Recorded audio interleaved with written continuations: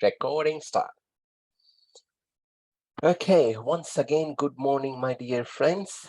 Welcome to this post-breakfast session for the unit BSBXCM401 Apply Communication Strategies in the Workplace. We will be talking about task 3 out of 4. Just for your information, FYI, task 1 and 2 is already put on my village as a YouTube link. Okay. You should be able to view them. Right. Just write your student name, student number, and your sign. Okay.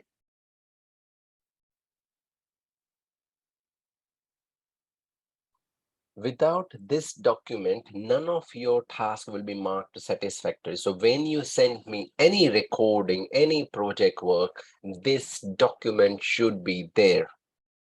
Even if you are using some template, yeah, without this document, your assessment will not be satisfactory. I'm not saying that I will not mark them. I will, but I will not award a grade until I have this document, because this is a compliance part. Yeah. So please remember to send it to me every time. All right, some general instruction. This task requires you to demonstrate the skills and knowledge required to facilitate and apply communication strategy in a workplace, in your industry, or the simulated workplace provided. 15-minute max. Don't need to go more than that. This task can be submitted by the due date advised in the unit study guide. So the due date for this one is 1, 2, 3. Did I say 31st?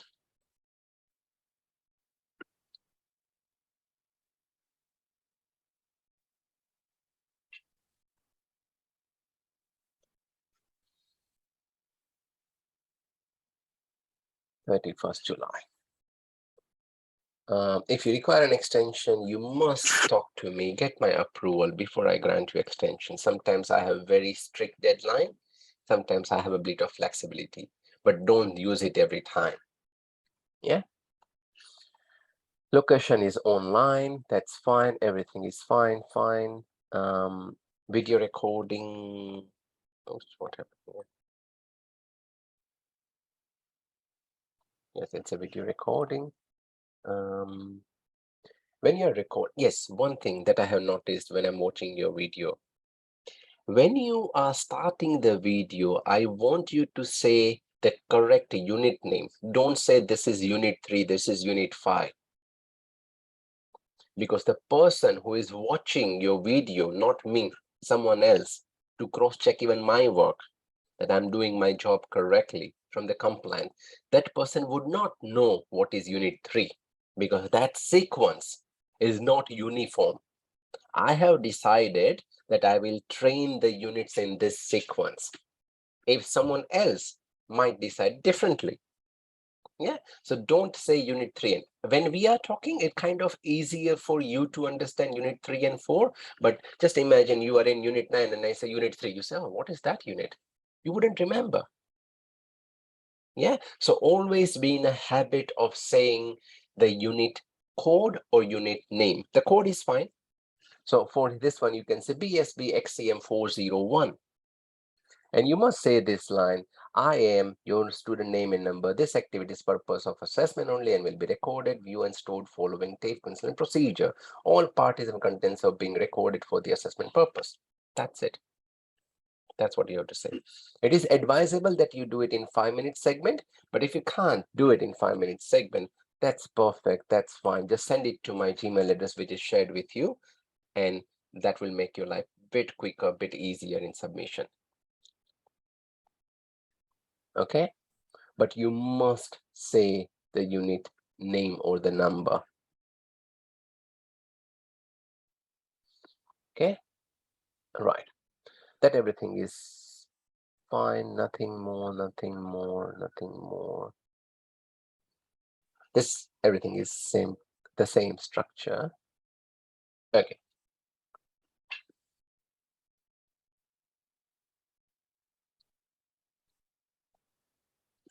So before you begin this assessment, please familiarize yourself with Appendix A, Code of Conduct and Communication. This is the same thing we did in Task 2.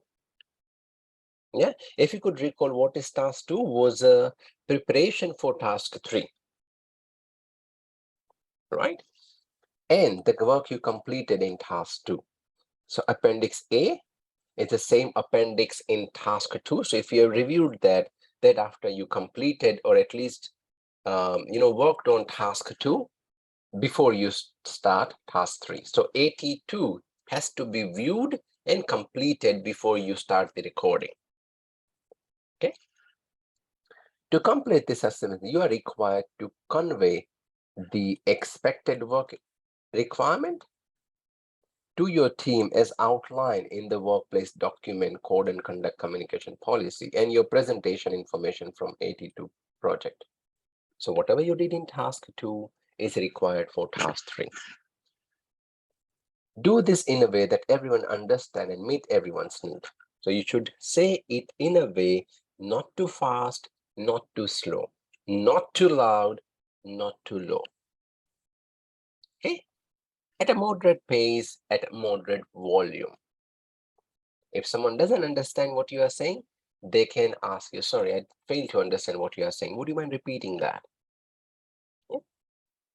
Negotiate job expectation and requirement with your team members and make sure they understand the instruction. And use your interpersonal skills, facilitate respectful communication. Consider needs from the diverse background. So when we say diverse background, we know someone, might want to, not like an interpreting service, but be mindful if someone is having a disability, right? Or someone has some religious belief, anything like that. Yeah. Not sure if that will affect Solomon Island, yeah? But if it does, you need to be mindful of that. Use problem-solving technique to negotiate and resolve challenges in your meeting and provide feedback and support to your team member as needed. Again, Appendix A is the same appendix from AT2, the Staff Code of Conduct and the Communication Policy. Yeah, Staff Communication Policy, same thing.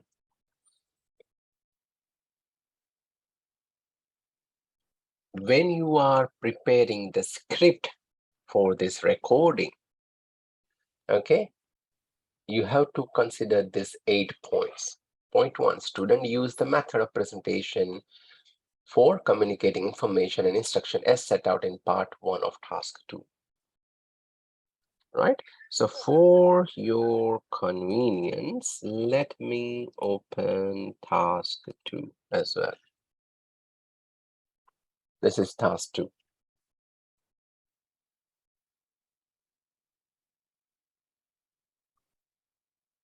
Right? If you go to this, complete Appendix B preparation.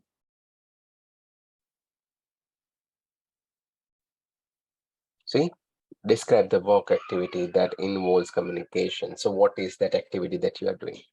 List. Once you have this information ready, then only you will be able to effectively complete task 3.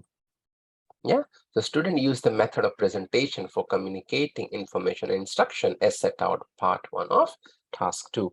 It could be presentation, like a formal presentation like PPTs, could be informal team meeting, could be instructional briefing or written work instruction. Whatever you choose, you need to record that and send it to me, that video file, along with this Word document. Okay. Student use the communication method for communicating. Same thing. Yeah, this was a presentation for communication. This was a method of communicating. If you go to task 2, right, same thing, presenting your information, communicating information. Whatever you have here, the same thing you are doing for AT3. It could be face-to-face meeting. It could be formal training session. For this part, second. Yeah. Student communicated and negotiated expected work requirement and clarify that instructions were understood. So what you have here, you are actively listening. You are paying full attention. You are using non-verbal clues, right? Paraphrasing anything. So that is negotiating the work requirement, clarify the instruction were understood. Yeah, that is 4.3.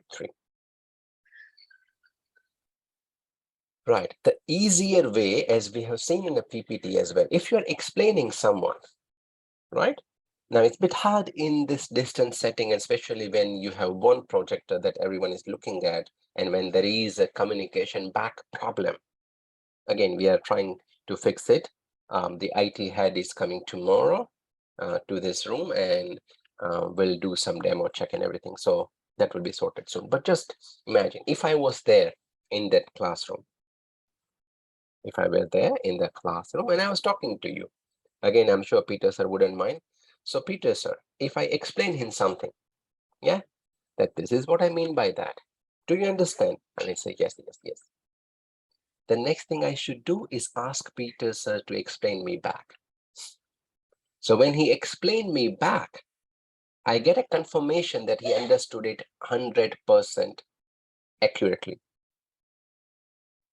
The moment he tries to explain it, if he hasn't understood it clearly, he will fail to find the words. And then again, I will come. And this is what I mean, Peter, sir. Would you mind explaining back to me? And maybe a second round of explanation. Again, for this point, what is expected? I tell something to the person, like Peter, sir, explain him and ask him, do you understand that? He say, yes, yes, yes. I said, please explain it back to me, what is expected. And he'll try to explain it. It might happen he got it in a first round. Nothing more required to explain. If he doesn't, he say, I understood everything, but not this one. And that's where I again tell him, this is what I mean, Peter, sir. Now you got it and say, yes, yes, yes. I might ask him to explain me back again. Okay, so this is what instruction were understood. So this is how you seek confirmation. This is how you seek confirmation. Yeah, so again, for example, let's talk about Frank and William. Yeah, so let's say William is explaining Frank something as a manager, Frank being a staff member and all that thing. Then William will ask Frank, do you understand what I'm saying? Frank will say, yes, yes, yes. William will ask Frank, will you mind explaining back to me? And Frank will explain William what he understood. And William will confirm, yes, that's right. This is what you will be doing. If Frank is unable to explain, then William will explain again and then give chance to Frank to explain it again. Yeah, this is how you seek the confirmation that whatever is being said is understood clearly, along with active listening, providing full attention and non-verbal clues and everything. Yeah.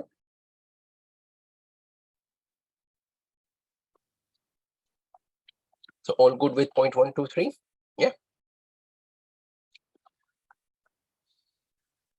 Point 4, student use interpersonal skills, right? To build relations and rapport, facilitate respectful communication, and consider people from diverse background. Similar stuff, 2, 3. Active listening, paraphrasing, non-verbal thing, right? If you are using active listening and what I said, like paraphrasing thing, then you go something else like provided full attention, non-verbal cues for question 4. Okay. Student presented and conveyed information in a way that everyone understood and that considered everyone's need and diverse background. Again, remain professional, friendly, use simple and gesture, use basic word, not too fancy word, do not rush. Yeah, was very polite and patient, all that thing for question point 5. So when you're preparing your script, you need to be mindful of these small points and prepare script accordingly. Once your script is ready, it's a matter of getting recorded. Next, students' communication were consistent with the legislative and workplace requirements. So we have seen so many of legislative requirements like racial discrimination, code of conduct, sex discrimination, fair work, and everything. Student demonstrated problem-solving techniques to negotiate and resolve a communication challenge. Depending on the severity of the issue, either you are dealing it urgently or you are setting up a plan to act on it. Yeah. So we have covered a good section of how we solve a problem in our PPT. Yeah. And finally, student provided feedback and support to team members as and when needed, right? So concentrated on a solution and all that thing. Yeah.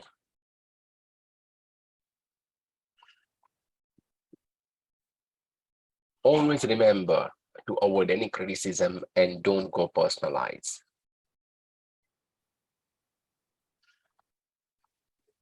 Again, task 3 is very simple. It says max 15 minutes, but I would expect minimum 5 minutes. So I can just go up and change that thing. Max 5 minute, mean 5 minute, minimum 5. Yeah, don't go for 1 or 2 minutes. It's very short. Even 5 minutes is a bit short, but it's all right. 5 to 15 is good. Yeah.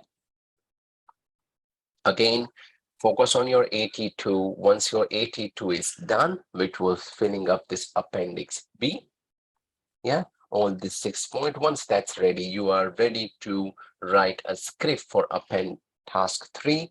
While you're writing the script, you need to bear in mind the observation checklist of what we discussed here. Once you are done with those two, you will be ready to record task 3. Any questions?